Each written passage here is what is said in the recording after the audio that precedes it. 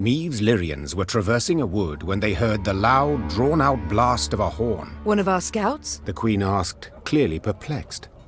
She turned in her saddle to face Reynard, who shook his head. Strange. Gascon, appoint a few of your strays. Ones who know how to blend in. Have them sniff out who blows that horn. And why. The scouts returned a short while later with their report. Soldiers had pitched camp in a nearby meadow. They wore Aedirnian uniforms, cut by sashes bearing a golden sun. They addressed their leader as Falbeson. Know the name, Rayla said. Falbeson went over to the enemy first day of the war, took his whole division with him. Your Grace, a chance like this won't come again. Let's teach the traitors a lesson. I am Queen of Lyria and Rivia, not Aedirn. Meve said. Chasing after Falbeson is not my duty. Perhaps we shall return one day. But for now, my orders are to pull back. Rayla nodded, then snapped her reins and galloped to the head of the caravan. Meve had no doubt she was displeased with the Queen's decision. Meve guided her army back towards Falbeson's camp. She could not shake the feeling the traitor deserved punishment. We must send a strong signal, one all the North will hear, from the Yaruga to the Dragon Mountains, announced the Queen. Whoever collaborates with the invader shall pay with his head. Prepare to attack. Rayla nodded, clearly pleased. The Lyrians surrounded the meadow marked by their scouts. Moments later, a flaming arrow pierced the sky, giving the signal to attack.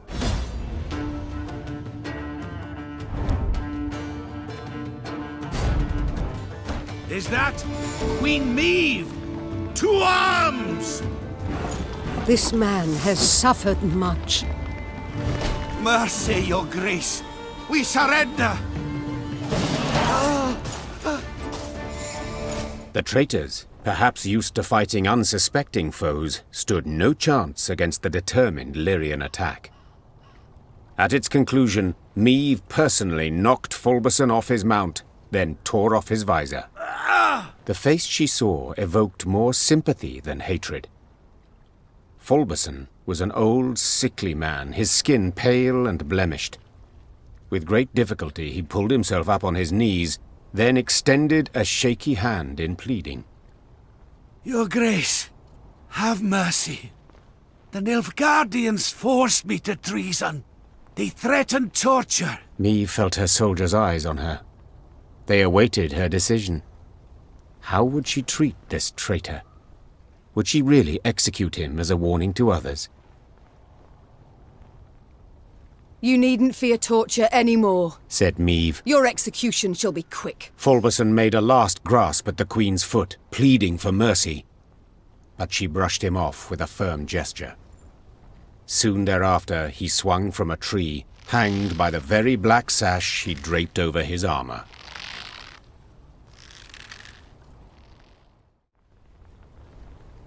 I hereby dissolve your division, Falbeson. And you, surrender your sword and be on your way. The traitor threw himself at the Queen's feet. You've shown mercy befitting a truly great ruler, Your Grace. 1,000 thanks. To the south of here lie my lands. Visit me. I shall throw a sumptuous feast in your honor and provide a generous donation to your fight against our common foe. Meve ordered Falbeson to stand. Her Lyrians reluctantly stepped out of the departing traitor's way.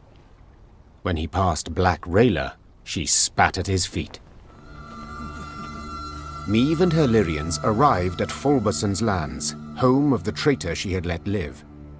He greeted the Queen with full honors. In ceremonial garb, a platter of bread and salt held aloft. Your Grace, 'tis an honor to welcome you to my humble abode. Please, come inside. A fattened piglet already turns on the spit. Soon I shall fetch my best wines from the cellar.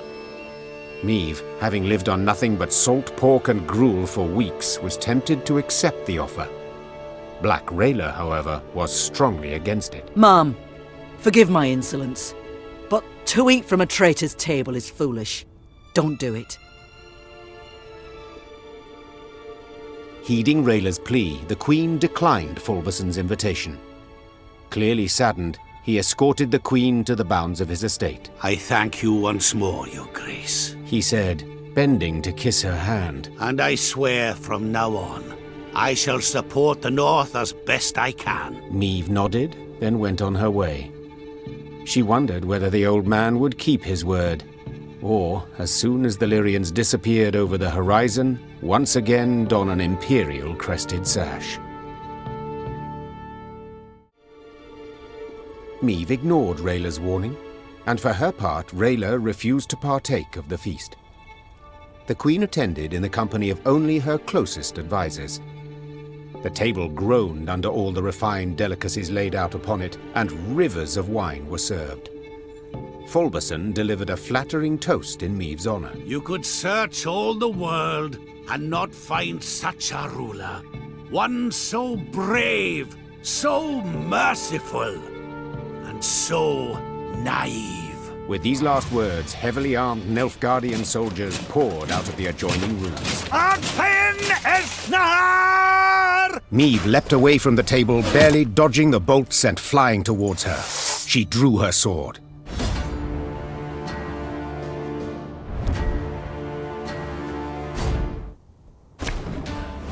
Only a fool not so mighty now, are you, Meve? You'll pay for this! Falbeson, slayer of the great Meve. Sounds rather good, doesn't it? Meve, catch! I've no intention of dying today. You fight in vain. This is where you die. Nothing personal, I assure you. Her Majesty is exceptional.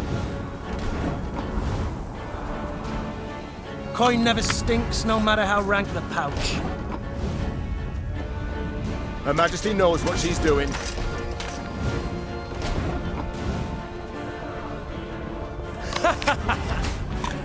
Wait, you're serious? Discipline shall bring us victory! And just when you thought things were about to get dull. Company! Forward march! Quick and painful this'll be.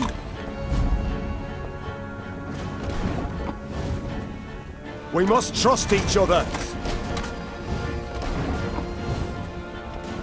Nothing personal, I assure you. We will never bow to the invader! God, have mercy! They forced me! Meve fought her way out of the trap, and Falbeson, a traitor twice over, finally died as he deserved, skewered on a sword in a puddle of blood. Reynard, Yes, Your Grace. should I appear ready to forgive again?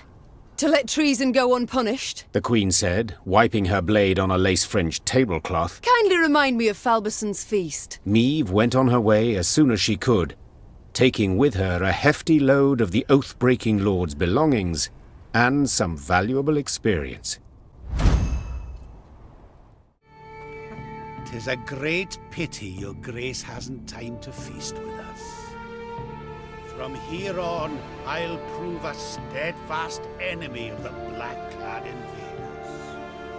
By donning the great sun, I've covered myself in shame.